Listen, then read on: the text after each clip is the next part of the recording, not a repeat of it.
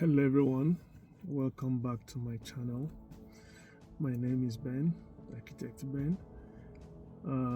Today I want to talk about someone whom I once respected so much, but given his antecedents of recent and the way he does his thing, or the way he speaks with people and interviews people these days, unfortunately I'm beginning to lose that respect for him. Not because I hate him or anything, no, but because the way he does his interview with people these days, he seems to be an opportunist. He seems to just dive on the trend without thinking too much about how the story originated and the effect of what that person has done or what the person is saying. And who else am I talking about this morning other than Daddy Freeze? Like I started from the beginning, I once respected him so much because of how he stood for, perceived truth of the gospel. But looking at him recently, that perception for me is changing, and changing very, very fast. Why do I say this? If you look at the Freeze of recent, he has become like a vulture. And why do I say he has become like a vulture? Vulture as a bird, as we all know, is an opportunistic bird. Vultures don't really do their own killing. Vulture wait for other birds or other animals to catch their prey,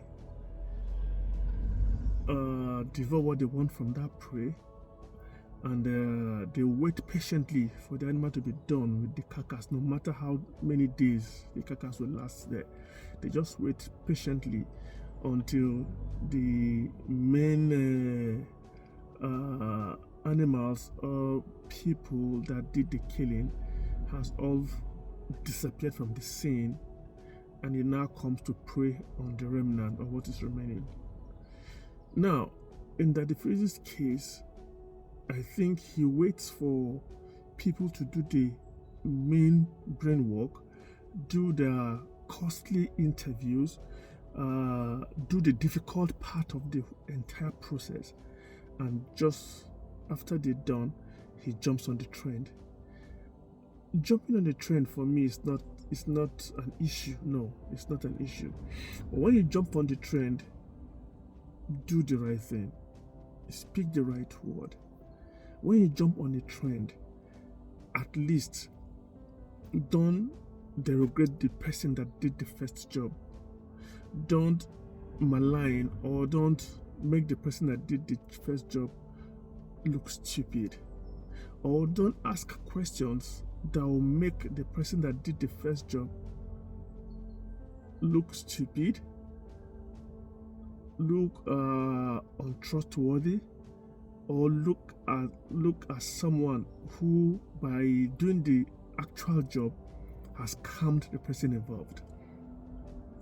Now, when we look at some case studies of recent of what Daddy Freeze has done or what he did, in the case of Blessing CEO, I don't think Daddy Freeze did enough research about what Blessing CEO did before he brought her on his show and tried to defend her.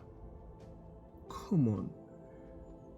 At least with his status and with his pedigree, his experience in journalism, I expect more from Daddy Freeze, really. I expect more of an investigative kind of job before bringing Blessing CEO and defending her blindly. I wonder how he felt or how he's feeling right now, knowing that Blessing CEO has scammed, allegedly, almost all Nigerians, and now the truth is coming out. I wonder how he feels or what he's thinking about right now, getting to hear what is happening and how she messed herself up at national television with Arise, how she was grilled and she couldn't really answer anything tangibly about her her claim of having the cancer stuff. Now, Daddy Freeze have started or is doing something very ugly right now, because he defends those who are on the negative side. Is it because of clout, because of views, because of traffic? I don't just get it. But I expect him at this level now to do something better than what he's doing. Now, the second case in view that made me, doubt him the more is this case of Papa Ajasko and Lucky Udu. Come on, Lucky Udu he has his own thing, he has his own past, he has probably some things he's done back that people didn't really appreciate, or claims that he allegedly, do some stuff that is unethical, which cannot really be proven. But in the case of Papa Ajasko, Lucky Udu has done most of the serious jobs, bringing back Papa Ajasko to the limelight. And now Daddy Freeze waited patiently for Papa Ajasko to be, brought on board again and given visibility by Lucky Udu. Lucky Udu went through a lot to bring Papa Ajasko back to visibility. And now, what do we owe him? Thank you. Thank you all we owe Lucky Udu for bringing Papa Ajasko back to the limelight. But what did Daddy Freeze do? Like a vulture, he waited patiently for Papa Ajasko, to come back to limelight, courtesy of Lucky Udu, and jump on the trend with him. Brought him on his own interview and tried to rubbish what Lucky Udu did. And it didn't just end there. Now they're trying to allege that he collected money from Papa Ajasko. Why do you do that at the Freeze? Why jump on the bandwagon and wanting to trend, pull someone else down that has done the major work? This is not fair. This is not the Freeze I expect to see at this stage of life. Daddy Freeze already has a platform. He's known. He's not someone that is looking for, more visibility. His name rings a bell in virtually on every platform. So at this stage, I don't expect him to want to become this cheap with this vulture-like attitude, to want to jump on every trend and makes some negative,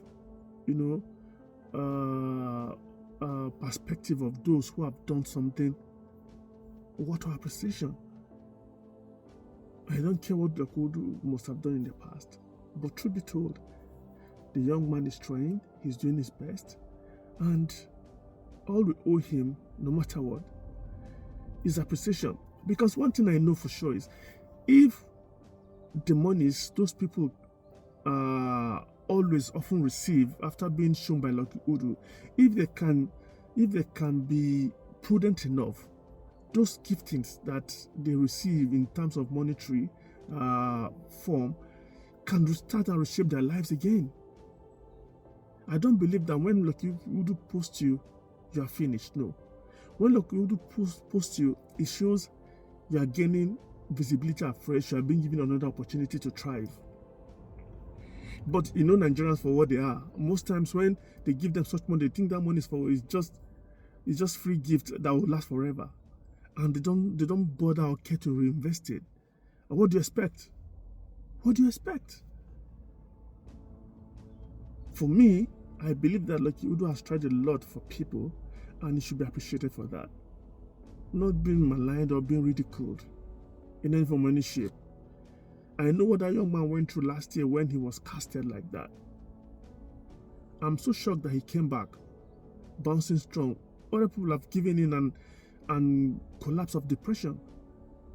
So please, Daddy Freeze, this is your trend of jumping on trending stories like a vulture and trying to instead promote those who brought the real story to light, malign them and denigrate or rubbish them. Please, give them the flowers. Give them the flowers. I don't think I'm the only one that has this opinion about you right now, Daddy Freeze. So many people do. And I believe that it's not too late for you to retrace your steps on this kind of journalism you do right now, this Vulture-like journalism. You have enough time to change your ways and regain back your pride of place that you're losing right now. This is not the Daddy Freeze I used to know before. Please change your ways and don't act like Vulture to pull the young ones down. I believe this is just my 1 pence advice, and I hope you just look at it objectively and ethically walk your way back to who you used to be. Thank you everyone for listening and for watching. Please don't forget to like, share, and turn on the notification button for the next video. Thank you. Once again, my name is Ben. Bye for now.